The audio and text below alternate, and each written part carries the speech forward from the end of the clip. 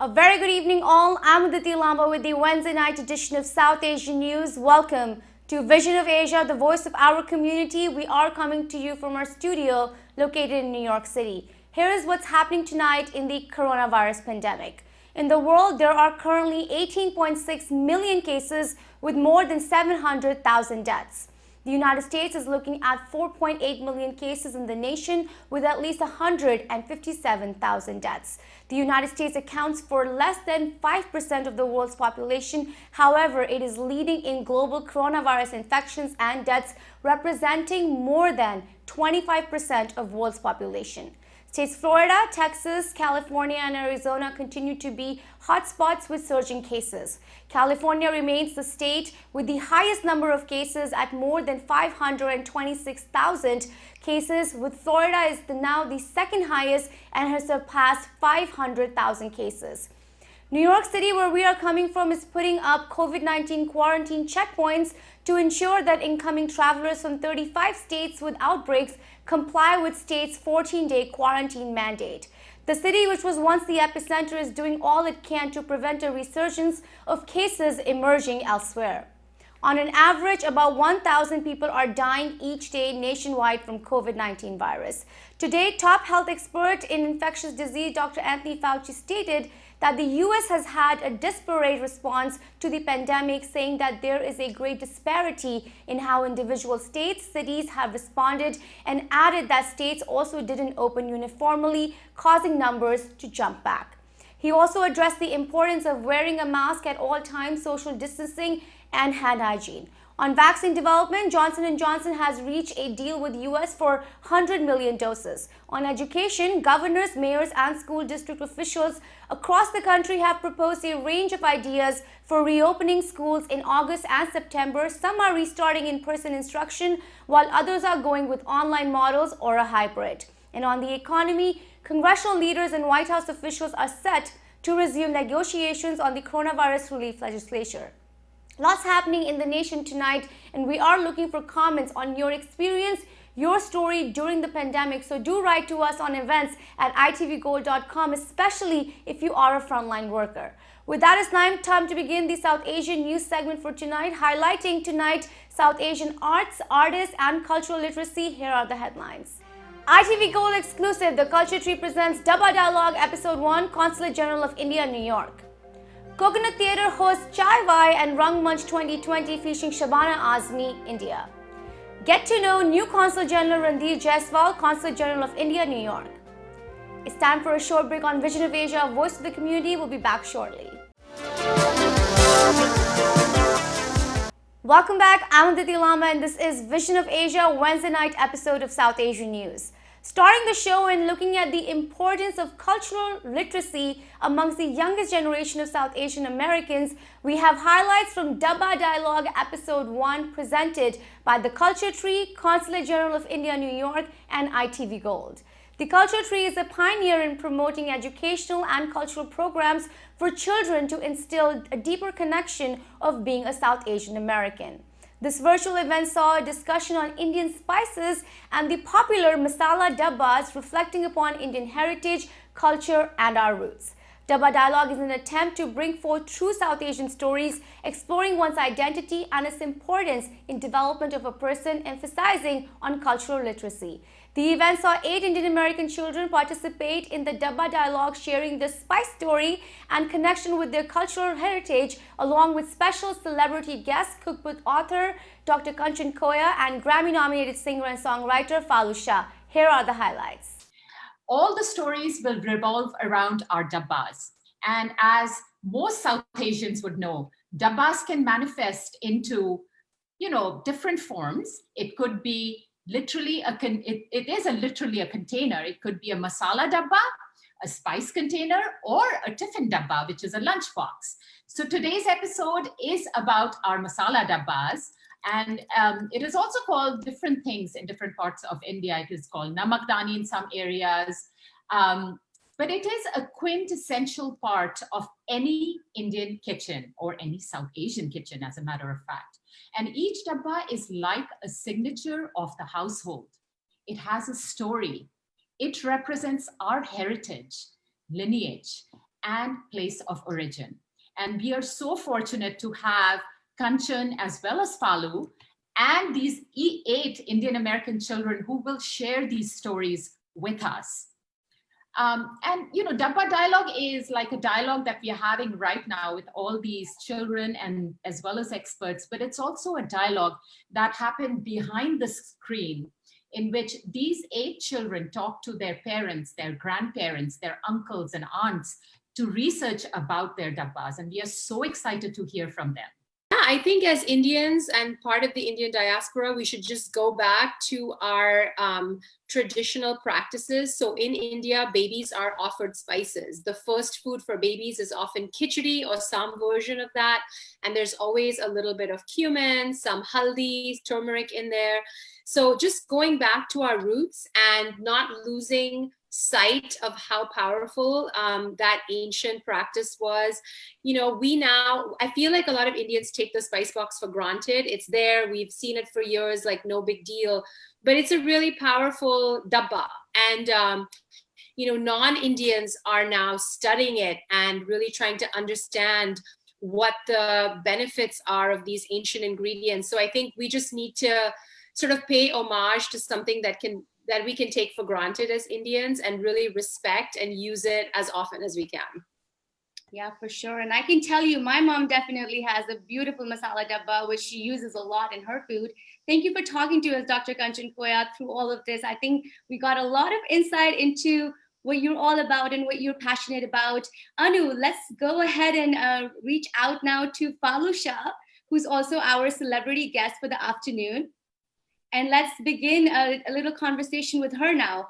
Falu, born in Mumbai, India, is a New York-based, Grammy-nominated singer and songwriter whose music blends ancient classical Indian melodies with contemporary Western sounds. In her burgeoning US-based career, she has worked and collaborated with a wide array of artists, huge artists, including A.R. Rahman, Yo-Yo Ma, Phillips Glass, Wyclef Jean, her teacher, Ustad Sultan Khan, Blues Traveler, Ricky Martin, and Bernie Worrell. Falu, thank you so much for being with us here on ITV Gold. And everybody else. An honor to be here. Thank you for having me. And what a great group of people. Thank you, Kanchan. That was awesome. Everything that you said is so aligned with what I often think of for music, and the culture that we've inherited there too. So it's all coming in very nicely. Thank you for having me. As a child, and then if you want to share something as an adult also, that would be great. How about I start with a song that I wrote on it? I wrote a song for Indian spices on my album Falu's Bazaar, right? So I have this dabba, and this is exactly how the music came about, right? So haldi namak jeera mirchi rai ajwai methi हिंग और चीनी ये सब मिले तो बने रसोई. Looking at the Consulate General of India, New York now, we have a get-to-know segment featuring new Consul General Mr. Randhir Jaiswal on his new term, India-US relations, and his commitment to the Indian diaspora here in New York. A member of the Indian Foreign Services, Mr. Randhir Jaiswal has over 2 decades of diplomatic career and has served in Portugal, Cuba, South Africa, and the Permanent Mission of India in New York. He has also served as the Deputy Secretary in the Ministry of External Affairs in the Indian government and is deeply interested in strategic, sustainable development and public policy issues. Talking to ITV Go's Ashok Vyas, Consul General Randhir Jaiswal also gave his condolences for all impacted by the massive explosion in Beirut, Lebanon, which has injured thousands, saying that India holds good relationship with Lebanon. Here is the segment of the conversation. When you come across these kind of unfavorable or rather tragic events unfolding, which this COVID-19 is also ushering us into experiencing that, how do you respond, and what is your way of maintaining a sense of balance? I think, in life you have ups and downs. We all have to take that into our stride. COVID-19 is a pandemic. The whole world has been impacted like never before. These are challenging times, but you have to maintain your poise, you have to maintain balance in yourself and see how best you can move forward. Adversity comes, but through determination, through commitment, one can overcome. With togetherness, one can overcome. By holding each other's hand, one can overcome. You can overcome adversity with taking the help. In India, we have a very deep sense of commitment to a family system. So when we have adversity, you join family, the family provides you succor and hope, and that is how we go forward. Specifically, you talked about the blast in Beirut. I also convey my deepest condolences.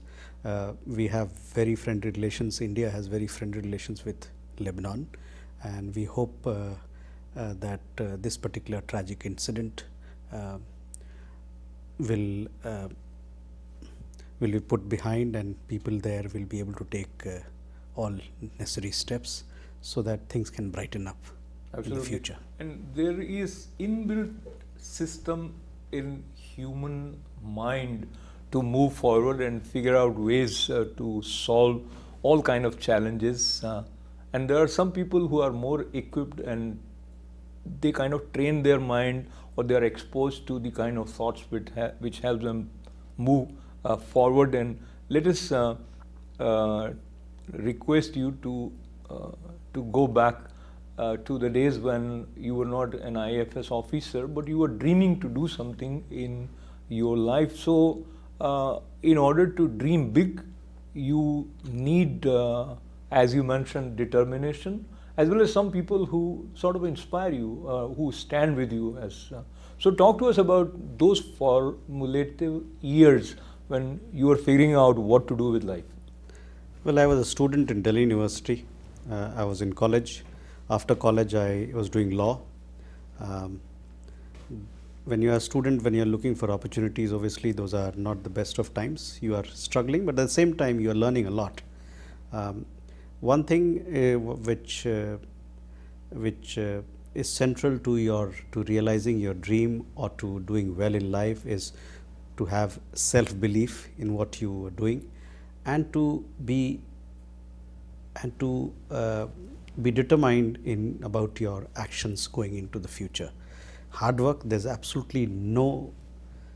is no substitute to hard work. And if you have these very basic qualities which are true, which are in a sense universal values, they're going to be there on this planet for as long as the sun shines and the moon is there.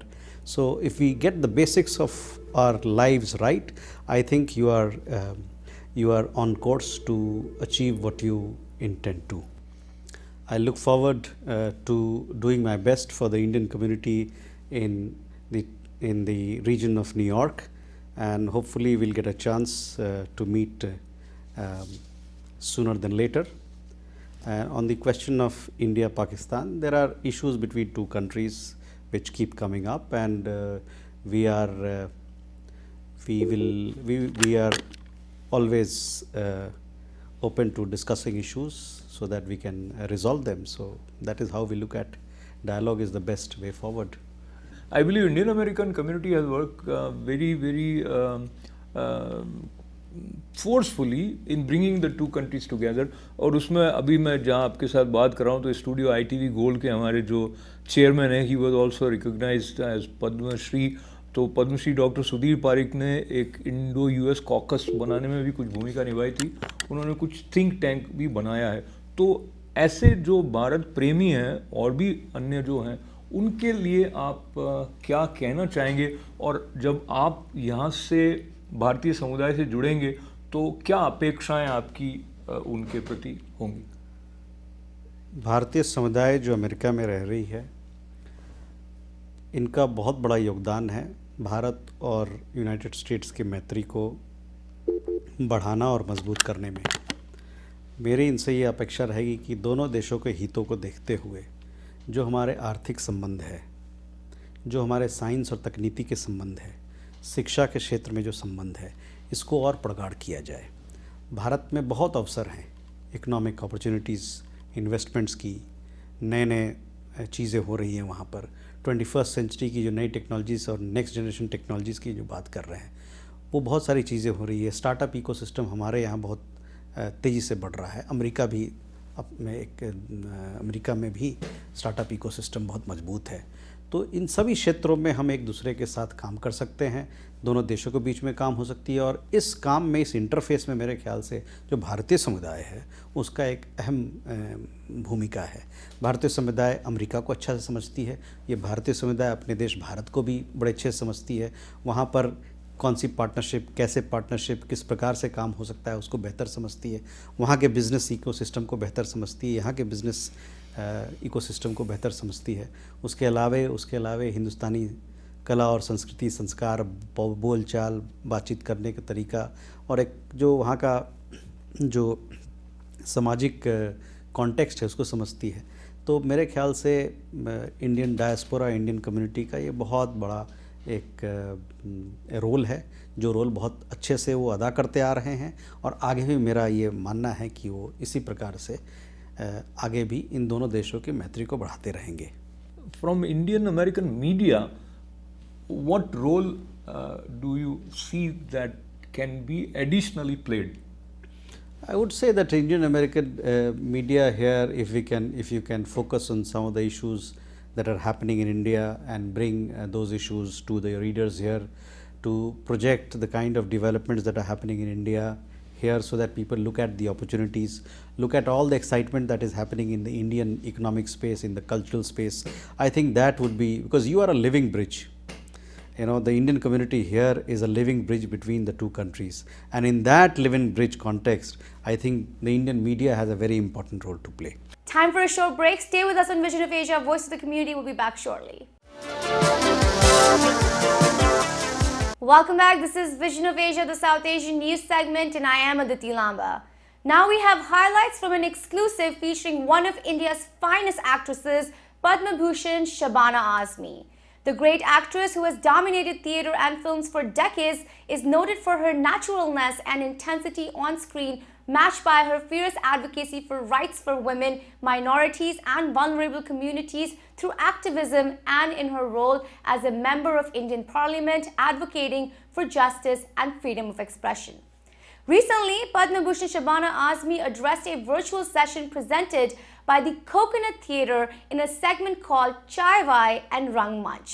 The virtual event was a part of Coconut Theatre's ongoing attempt at bringing dialogues with veteran actors, writers, directors, theatre designers and technicians, strengthening the theatre fraternity locally and globally.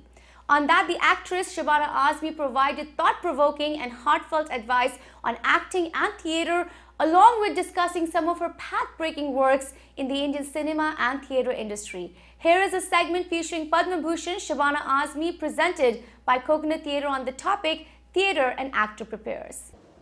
If you are an actor, it is very important that you broaden your own experience, so the character that you are playing, you give the broadness of your experience to that character, for which it is necessary for an actor's resource base to be life itself. Like I was saying, that if you continue to be in your air-conditioned room, if you never step into an auto rickshaw, if you've never traveled by bus, if you have a whole posse of security constantly saving you from the world, then how are you going to feel the grit, the sweat, the the complete poverty that you need to feel from inside when you're playing the role of a poor person.